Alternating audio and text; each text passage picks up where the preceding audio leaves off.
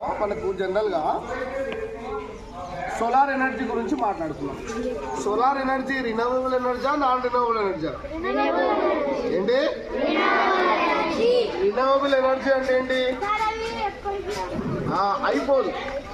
For example petrol, diesel, kerosene, like this, firewood, gas, ఇవన్నీ కూడా రినవబుల్స్ కాదు, నాన్ రినవబుల్స్. అంటే ఏంటంటే మళ్ళీ పునరుద్ధరించలేము. ఒకసారి అవి అయిపోయిందంటే మళ్ళీ మనం భూమి మీద మళ్ళీ సృష్టించడం కష్టం.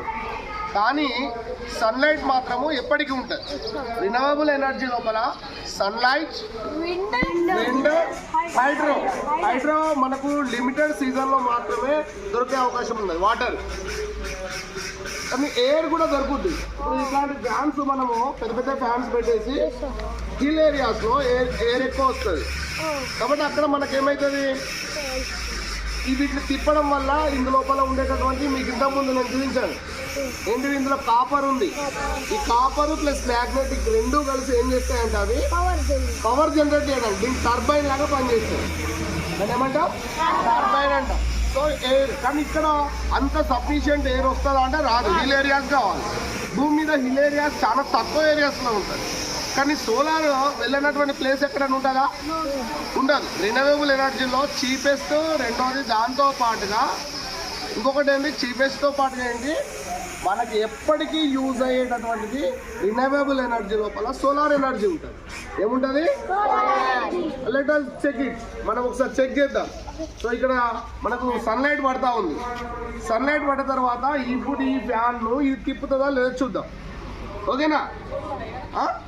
సో ఇక్కడ ఎవరు జస్ట్ నేను ఇట్లా పెట్టేసుకోలేండి. ఇంకా ఇట్లా పట్టుకున్నాం పాస్. ఇది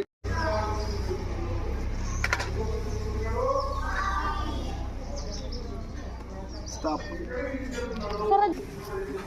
చూడండి, ఇప్పుడు ఈ ఫ్యాన్ ఎవరు తిప్పుతున్నారు? ఇప్పుడు మనం ఈ ప్యానల్, ఒకవేళ ఈ ప్యానల్ ఉంది కదా, దీనికి జనరేటర్స్ ఏం పెట్టలే కాబట్టి మనం బ్యాటరీస్ ఏం పెట్టలే.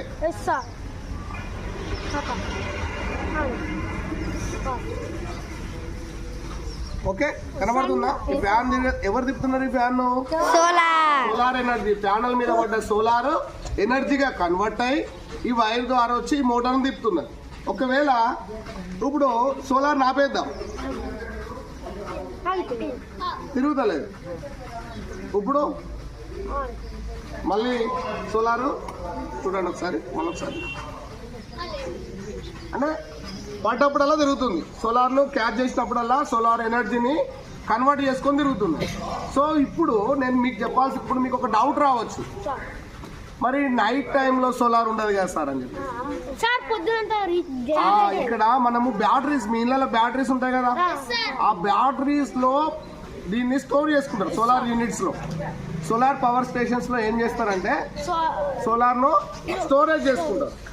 ఎందులో? బ్యాటరీస్ లో స్టోరేజ్ చేసుకుంటారు. ఎందులో? సో ఇప్పుడు దాన్ని స్టోరేజ్ చేసుకున్నటువంటి పవర్ ను నైట్ జనరేట్ చేస్తారు, నైట్ సప్లై చేయడం జరుగుతుంది.